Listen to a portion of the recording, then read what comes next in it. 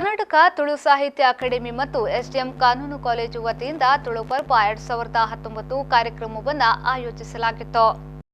ಮಂಗಳೂರಿನ ಎಸ್ಡಿಎಂ ಕಾನೂನು ಕಾಲೇಜಿನ ಸಭಾಂಗಣದಲ್ಲಿ ನಡೆದ ತುಳು ಪರ್ವ ಕಾರ್ಯಕ್ರಮವನ್ನು ತುಳು ಸಾಹಿತ್ಯ ಅಕಾಡೆಮಿಯ ಅಧ್ಯಕ್ಷ ಎಸಿ ಭಂಡಾರಿ ಅವರು ಉದ್ಘಾಟಿಸಿದರು.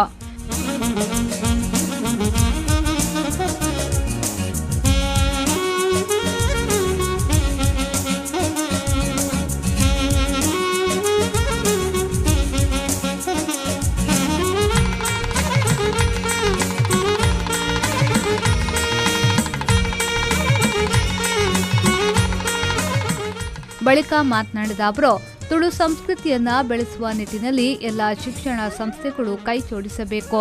ಈ ಮೂಲಕ ತುಳು ಸಂಸ್ಕೃತಿಯನ್ನ ಬೆಳೆಸಬೇಕಾಗಿದೆ ಎಂದು ಹೇಳಿದರು.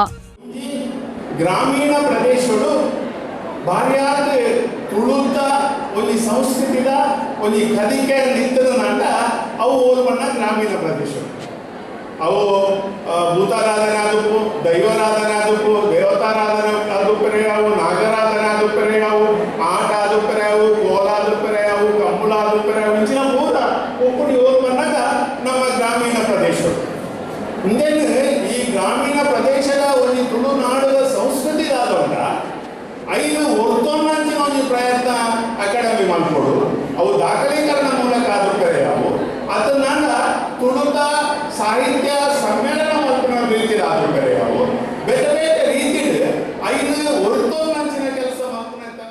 ಈ ವೇಳೆ ವಿವಿಧ ಕ್ಷೇತ್ರದಲ್ಲಿ ಸಾಧನೆ ಮಾಡಿದ ವಾಗ್ಮಿ ದಯಾನಂದ್ ಕತ್ತಲ್ ಸರ್, ವಕೀಲರಾದ ರಾಘವೇಂದ್ರ, ರಾಜೇಶ್ ಆಳ್ವ ಅವರನ್ನ ವೇದಿಕೆಯಲ್ಲಿ ಸನ್ಮಾನಿಸಲಾಯಿತು.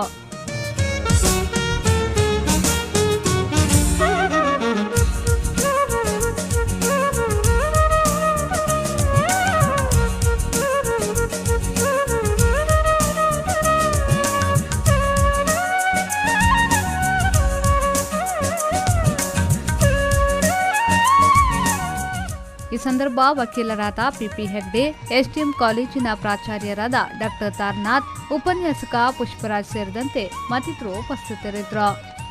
ನಾಗೇಶ್ ಕಾವೂರು, ವಿ4 ನ್ಯೂಸ್ 24/7 ಮಂಗಳೂರು.